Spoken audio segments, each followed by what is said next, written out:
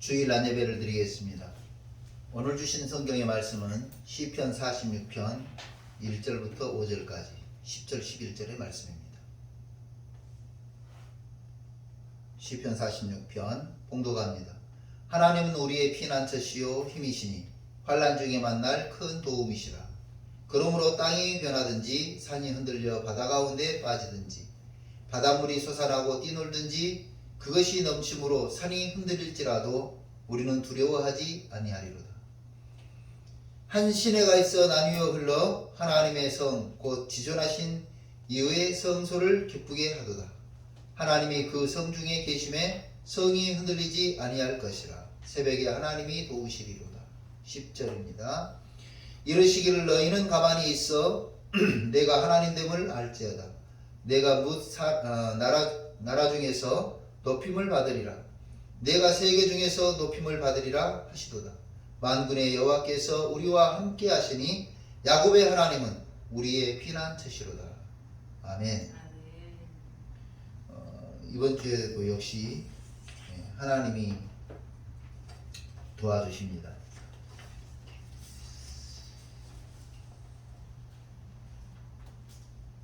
심리학을 지난주에 말씀드렸죠. 심리학은 마음의 과학이라고 하죠. 그래서 마음을 행동으로 표현한 것, 이것을 연구합니다. 그래서 행동을 보고 마음을 유추해 가는 학문이 바로 심리학입니다. 이 행동이라고 하는 것은 행동, 습관, 취미는 마음의 상태를 말해요.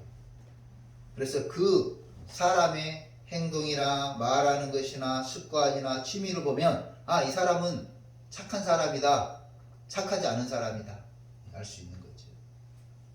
이 사람의 마음은 건강하다, 아니다, 아주 그냥 이기심으로 똘똘 뭉쳐있다, 이런 걸 알 수도 있겠죠. 그 사람이 삶의 모습을 보면서 이 사람의 바탕, 본바탕은 어떻구나 하는 것을 알게 됩니다. 그래서 마음이 중요하죠. 그런데 마음이 중요하다고 해서 그 마음 먹은 대로 또 되지 않는 게 인생인 것 같아요. 불교 용어이긴 한데 일체유심조라고 하는 말이 있어요. 모든 것은 마음 먹기에 나름이고 마음 먹은 대로 이루어진다. 멋진 말 같은데 이 일체유심조는 전혀 신앙 없는 사람의 말이에요. 전혀 인생에 의지가 없는 사람의 말인 것 같아요. 일체유심조, 모든 것은 오로지 마음에 달려있다. 그러면 물어보고 싶은 거죠. 너는 그렇게 힘들게 살고 싶어서 힘들게 사냐? 너는 그래 알코올 중독자가 30대에 알코올 중독자가 되고 싶어서 됐냐? 일체유심조가 아니라는 거죠. 그 친구가 그랬어요. 나는 절대 술 안 먹어야지. 아버지를 보면서 혀를 깨물면서 결심을 했지만 30대 중반에 벌써 알코올 중독자가 돼요. 자기 마음 먹은 대로 되지 않아요. 일체유심조가 아니에요. 사탄은 우리 마음속에 죄의식을 심어준다고 말했죠. 그래서 그 죄의식이 나를 지배하고 죄의식 때문에 손해보는 삶을 살게 만드는 거예요. 죄의식에 사로잡히면은요 기쁨이 없어요. 행복이 없어요. 감사가 없어요. 죄를 깨닫는 것은 필요합니다. 여러분 꼭 이건 이해해야 돼요. 죄를 깨닫는 것은 필요한데 죄의식에 사로잡혀서 죄가 나를 짓누르고 있는 것을 하나님은 기뻐하지 않으세요. 그래서 그 죄의식 때문에 살아가는 것은 그것은 사탄이 기뻐하는 거예요. 죄의식에 사로잡혀서 기쁨도 없고 행복도 없고 감사도 없고 즐거움도 없고 삶의 의미와 보람이 없이 살아가는 것은 좀 불행한 거예요. 죄의식 때문에 과거에 있었던 그 죄 때문에 오늘을 손해보고 사는 것은 그건 미련한 거예요.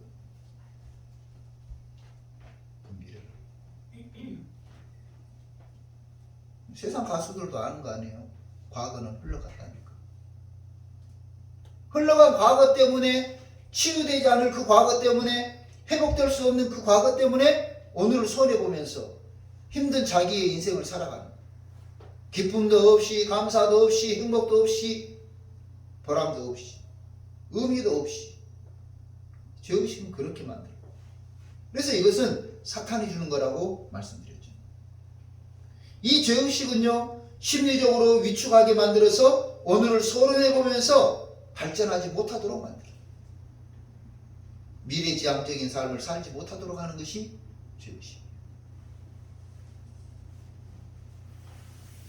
그래서 이 죄의식을 떨쳐버려야 된다.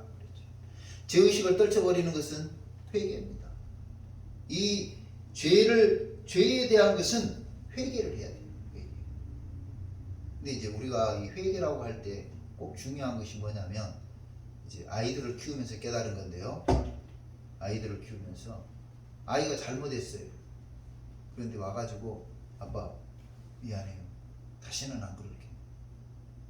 나는 전혀 용서할 생각이 없어 아직. 저놈을 한 대 쥐어 박을까? 뭐라고 충고를 해야 제가 다시는 그런 행동을 안 할까? 막 고민하고 연구하고 있는데 와가지고 뭐라 그래요? 아빠 미안해요. 다시는 안 그럴게요. 그러면서 내 맘 알죠? 마약까지 떨고 갔어. 그러면 그 관계가 청산이 된 거예요? 안 된 거예요? 청산 안 된 거예요. 청산 안 돼요. 우리는 사과한 것이 그것이 회개 끝한 거라고 생각하면 안 돼요. 하나님 앞에 자기 죄를 고백하고 그것을 말했다고 해서 그것이 회개죠. 회개. 그런데 회개 다음에 꼭 필요한 게 뭐냐면 용서받아야 돼요. 용서를. 그래 알았어. 앞으로 그러지 마.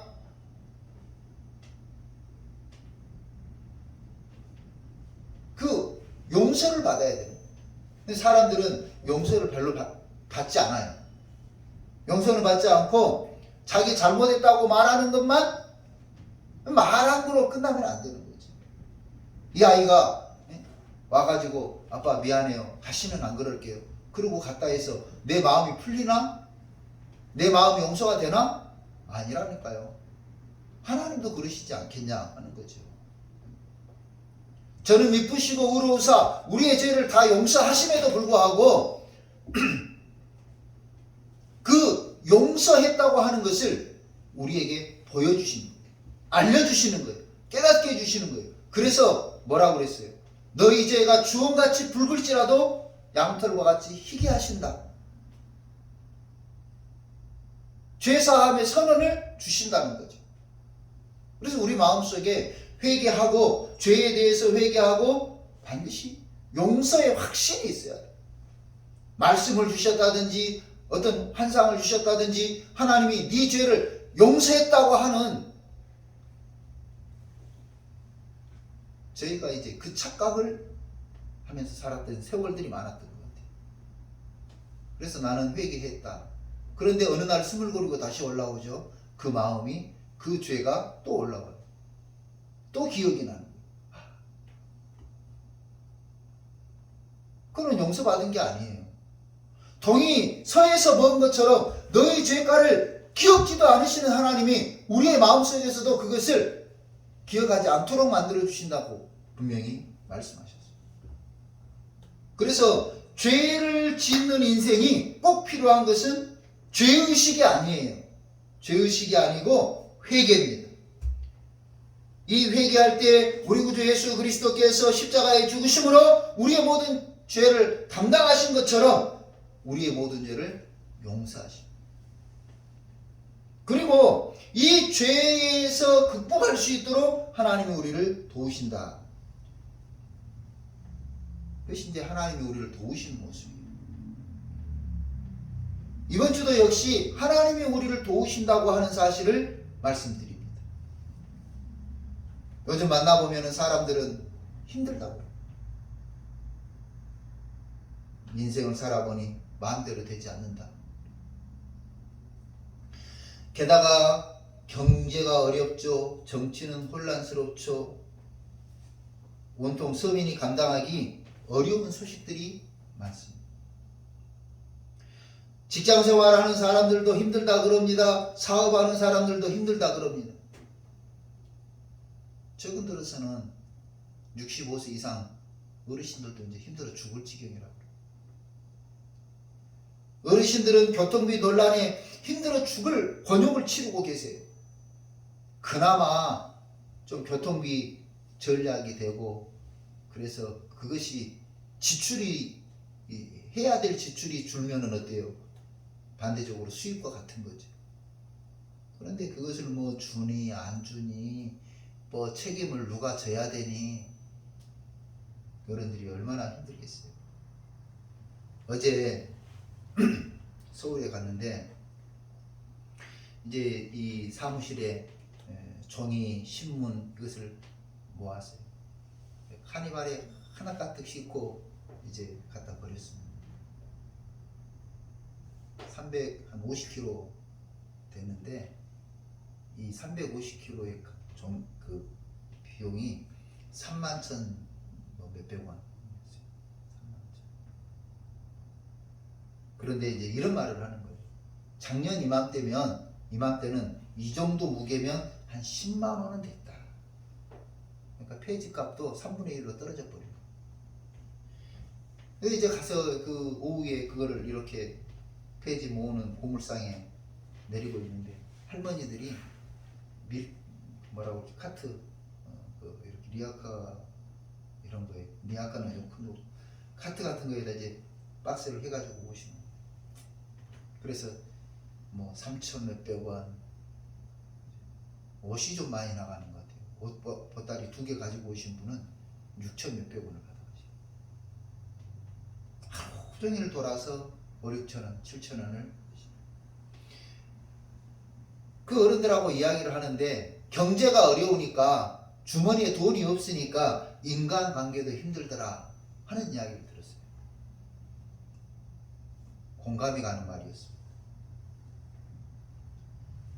너무너무 힘든 시대를 살고 있는 우리가 과연 이 힘든 시기를 어떻게 극복하는 것이 좋을까? 이제 그게 숙제죠. 그러면서 이제 강북구에서 내려오면서 1시간 반을 운전하고 오면서 이런 생각을 해봤습니다. 그러면 어렵지 않은 시절은 언제 있었나? 어렵지 않은 시절이 언제 한 번쯤은 있었나? 살기 좋은 시절이 얼마나 있었나? 별로 없었던 것 같아요. 모두 힘들면 6.25 때 난리는 난리도 아니라고 하는 말이 유행했겠어요? 얼마나 힘들면 6.25 때 난리는 난리도 아니었대요. 총알이 빗발치는 전쟁터, 먹고 살 것이 없어서 살아보겠다고 피난하는 그 난리는 난리도 아니라는 거예요. 지금 그렇게 어려운 시절을 우리가 살고 있습니다. 그래서 우리는 이 어려운 시절을 살면서 어떻게 살아야 할까? 특히 우리 그리스도인들은 어떻게 살아야 할까 하는 거지요. 구약 성경에 보니까요, 이스라엘 백성들이 애굽의 종살이에서 가나안으로 가는 과정이 바로 우리 인생 여정하고 똑같은 것 같았어요. 출애굽에서 가나안에 들어가는 여정은 우리 기독교인의 인생살이와 같은 것 같습니다. 하나님은 그때마다 도와주셨다고 하는 것이 성경의 말씀이죠. 오늘은 그 첫 번째 시간으로 애굽의 종살이 부분입니다. 애굽의 종살이. 이스라엘 백성들이 430여 년간 종살이를 합니다. 이 애굽이라고 하는 것은 이방 나라 아니에요. 그 말은 무슨 말이에요? 포로로 잡혀갔다 하는 말이에요. 포로로 잡혀갔어요. 나라를 빼앗겨버린 서름 플러스 포로로 살아가는 비극이 바로 애굽이에요. 우리의 일제 강점기를 잊으면 안 돼요. 가슴 아픈 일들이 많습니다. 우리가 변화될 준비가 되지 않아서, 그건 일본이 했던 말이에요. 낙후된 조선을 개화시키기 위해서 일본이 군대를 파견했다고 그랬어요. 대통령께서 3.1운동 3.1절 기념 행사에서 하신 말씀입니다. 그러면 변화되지 않은, 준비되지 않은 사람은 짓밟아도 되는 건가? 받아들이지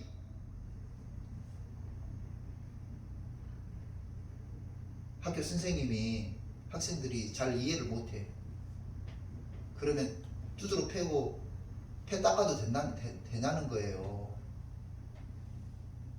그건 아니잖아요. 애굽 430년간 이 종살이를 한 이스라엘 백성들은 인권이 없었습니다. 자유가 없었습니다. 소유가 없었습니다. 주권이 없었습니다.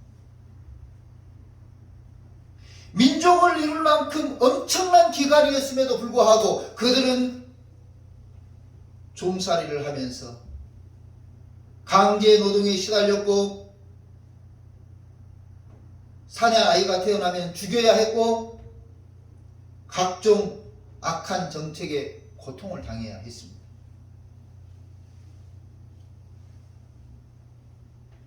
출애굽기 3장 7절에 보니까요, 여호와께서 이르시되 내가 애굽에 있는 내 백성의 고통을 분명히 보았다.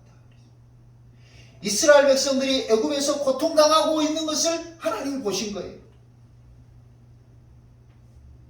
그들의 감독자로 말미암아 부르짖음을 듣고, 이스라엘 백성들이 고통당하는 그 고통 속에서 하나님 앞에 기도하는 것을 하나님이 들으셨다는 거예요. 3장 7절 계속 그 근심을 알고, 이스라엘 백성들이 근심하고 있는 것을 하나님이 아셨다는 거예요. 3장 8절입니다. 내가 내려가서 그들은 애굽인의 손에서 건져내고 그들을 그 땅에서 인도하여 아름답고 광대한 땅, 젖과 꿀이 흐르는 땅, 곧 가나안 족속, 헷 족속, 아모리 족속, 브리스 족속, 히위 족속, 여부수 족속이 살고 있는 지방으로 이 민족을 데리고 가겠다. 하나님이 계획을 말씀해 주신 거죠. 이 3장은요, 하나님이 모세를 부르는 장면이에요. 그런데 이제 모세에게 그렇게 설명을 하는 거예요. 내가 이스라엘 백성들, 내 백성들이 고통당하고 있는 것을 봤다 이거예요. 부르짖는 소리를 들었다 이거예요. 그들의 근심을 알고 있다는 거예요. 하나님은 오늘 우리의 힘들고 어려운 환경, 우리의 힘들고 어려운 생활의 모습을 분명히 알고 계세요. 보고 계세요. 우리가 그때마다 한숨 쉬며 힘들다고 말하는 그것을 하나님이 듣고 계십니다. 이제 그 다음이 문제. 그 다음에 어떻게 해야 됩니까? 우리는 부르짖어야 됩니다. 주여 나를 도와주세요. 하나님이여 나를 도와주세요. 하나님이여 나를 불쌍히 여겨주세요. 기도해야 됩니다. 8절입니다. 내가 내려가서 그들을 애굽인의 손에서 건져 나라를 삼킨 애굽, 지배하면서 억압하면서 폭력을 행사한 그 애굽, 올가매고 주권도 없고 자유도 안 주는 그 애굽, 그 애굽에서 건져내겠다. 오늘 여러분의 인생을 사로잡고 있는 것이 뭡니까? 건강입니까?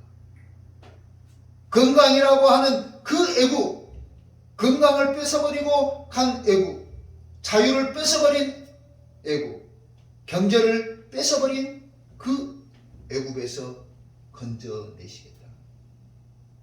그리고 아름답고 광대한 땅, 젖과 꿀이 흐르는 땅, 가나안 족속, 헷 족속, 아모리 족속, 브리스, 히위, 여부수 족속이 살고 있는 그 젖과 꿀이 흐르는 지방으로, 이게 참 이 젖과 꿀이 흐른다고 하는 말은요, 풍요를 의미하죠.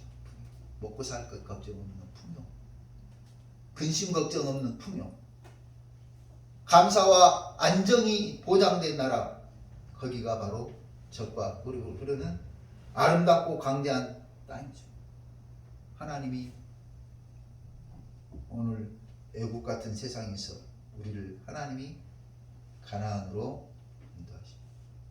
3장 9절입니다.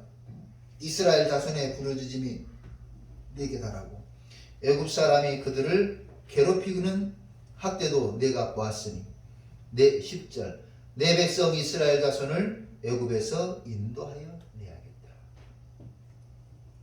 하나님이 결심하신 거예요. 우리가 힘들고 어렵고 낙심되고 좌절하고 괴로울 때 하나님 앞에 부르짖어 기도하면 하나님이 들으시고 하나님이 계획을 다 선포해 주시는 거예요. 내가 이스라엘 자손을 애굽에서 인도하여 내겠다. 하나님께서 인도하여 내겠다. 이것을 요즘 말로 하면 구원이라고 할 수 있어요.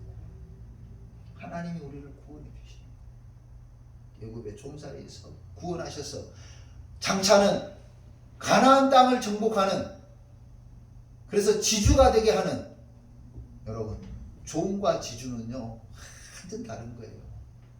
종은 일 안 하면 먹고 살 것이 없지만 지주는 가만히 있어도 그 땅이 있잖아, 땅이. 그래서 이제 모세를 부르십니다. 모세를 부르십니다. 하나님께서 모세를 부르십니다. 이 모세를 부른다고 하는 것은요 아주 대단한 거예요. 지금 애굽의 모든 권력을 상징하는 바로에게 모세를 보내는 거예요. 오늘 우리 인생을 사로잡고 있는 이 모든 괴로움과 고통과 죄의식과 모든 것에 대항하기 위해서 과연 누구를 보냈을까? 누구를 보냈을까? 네, 맞습니다. 우리 인류를 위해서는 예수 그리스도를 보내주셨지만 오늘 세상에 있는 내 친구에게는 누구를 보낼까 하는 거죠. 누구를 보내겠어요? 다시 예수님이 오셔서 십자가에 져야 되는 건가요? 오늘 이 억압받고 억눌리고 이 고통당하고 있는 사람들에게 바로 우리를 보냈다는 것을 알아야 돼요. 하나님의 도움의 말씀을 가지고, 하나님의 은혜의 말씀을 가지고 하나님이 주신 말씀을 선포하기 위해서 우리를 보낸 거예요. 신약으로 넘어오면 그러죠. 오직 성령이 너희에게 임하시면 너희가 권능을 받고 예루살렘과 유다와 사마리아와 땅끝까지 이르러 내 증인이 되리라. 내 증인, 주님의 증인이 뭐예요? 인간이 도저히 어떻게 할 수 없는 이 죄의 문제를 가지고 십자가에 죽으시고 부활하신 주님께서 모든 죄 사함의 길을 열어주셨다고 하는 사실을 가서 선포하는 것, 이게 증인이에요. 오늘 애굽 같은 거기에 사로잡혀 있는 사람들을 향해서 우리를 보내셨어. 가서 제자 삼으라. 가서 선포하라. 그리고 그들을 제자 삼아서 하나님께로 인도하라. 젖과 꿀이 흐르는 땅, 아름답고 광대한 땅, 그것으로 인도하라. 그러면 애굽은 세상이라고 한다면 젖과 꿀이 흐르는 땅은 어디일 것 같아요? 네, 맞습니다. 천국입니다. 천국. 애굽은 불평의 나라라고 한다면 아름답고 광대한 땅, 젖과 꿀이 흐르는 땅은 기쁨과 감사의 땅인 거죠.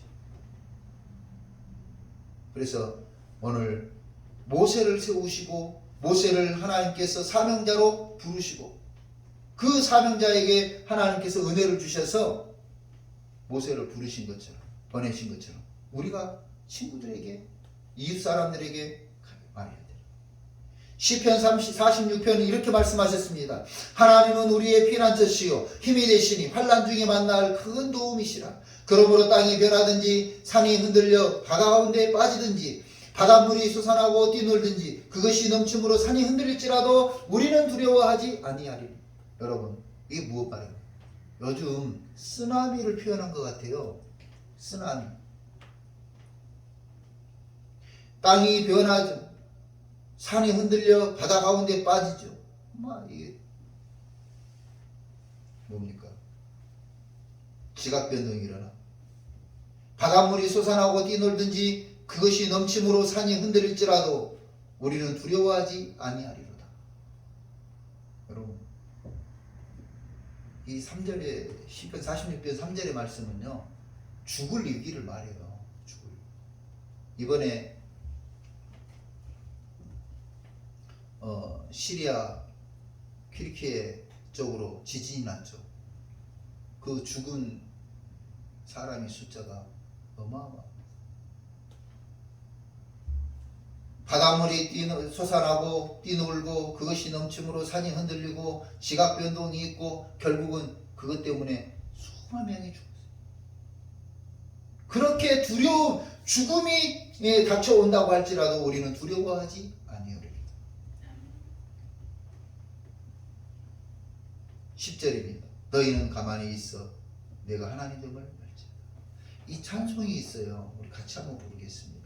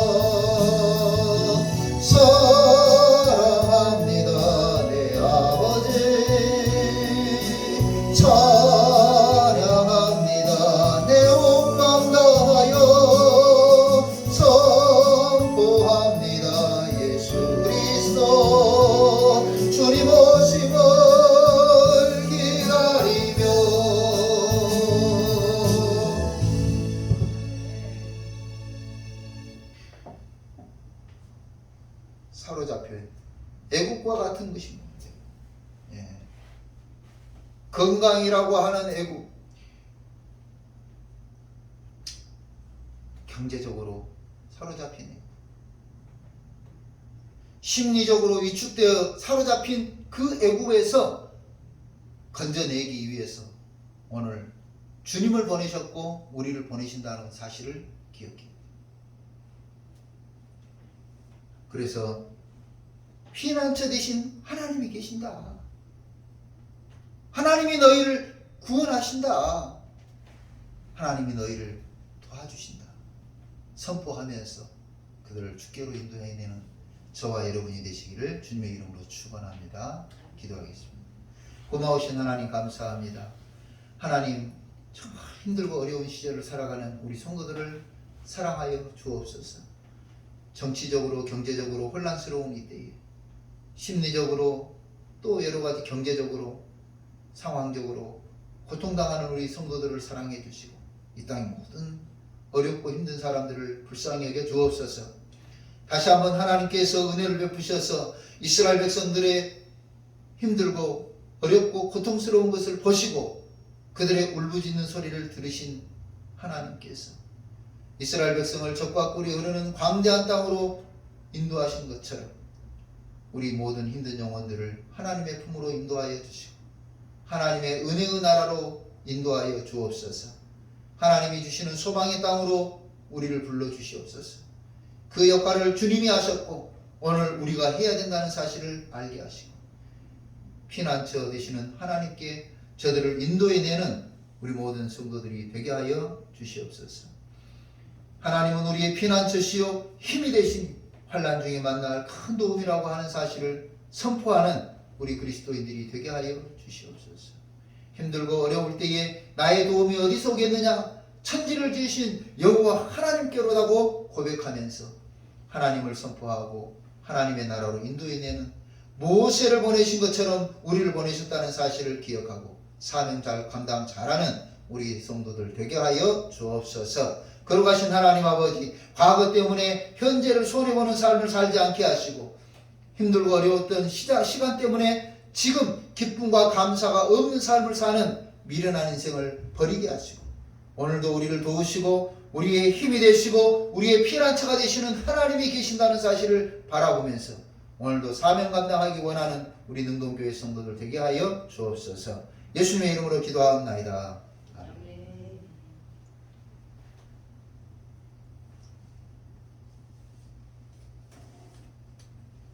찬송가 70장 하시겠습니다.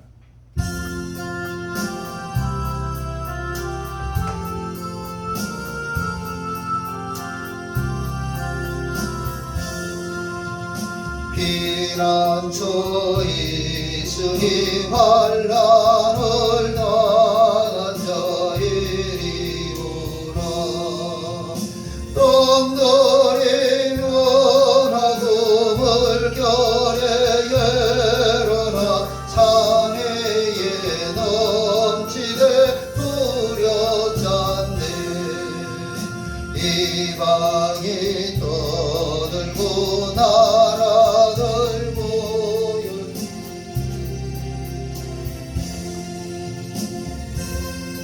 주 목소리 한 번만 말하면 천하의 모든 것 망하겠네.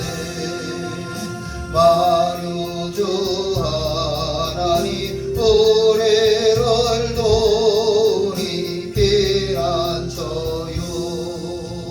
세상의 날래를 거치게 하시니 세상의 장갑이 쓸데없네.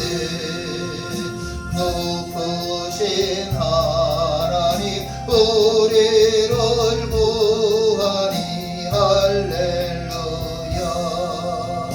괴로움에 셈하고 환난이 거하나 피난처 되시는 주 하나님. 기도하겠습니다. 고마우신 하나님 감사합니다. 하나님 앞에 예배를 드리며 감사 예물과 각종 예물을 드렸습니다. 이 귀한 예물을 받으시고 훈양하시며 드린 손길마다 하나님께서 은혜 위에 은혜를 더해 주시고 물질의 복을 더하여 주옵소서. 이 물질이 사용되는 곳에 복음의 역사가 나타나게 하시고 어렵고 힘든 사람들이 힘을 얻는 데 사용되게 하시고 교회가 부흥되는 데 사용되는 은혜를 허락하여 주옵소서. 이제는 우리 구주 예수 그리스도의 은혜와 하나님 아버지의 무한하신 사랑과 성령의 이루하시고 교통하시고 충만하심이 힘들고 어려울 때에 죄의식에 빠져서 시간을 허비하는 것이 아니라 오히려 회개하며 하나님의 은혜를 사모하기로 결심하고 힘들고 어려울 때에 낙심하지 않고 피난처 되신 하나님을 만나며 그 하나님을 선포하기로 결심하는 우리 모든 능동교회 성도들 위해 그 가정 위에 생업 위에 이 나라와 이 민족이 이제부터 영원히 함께 계실지어다. 아멘.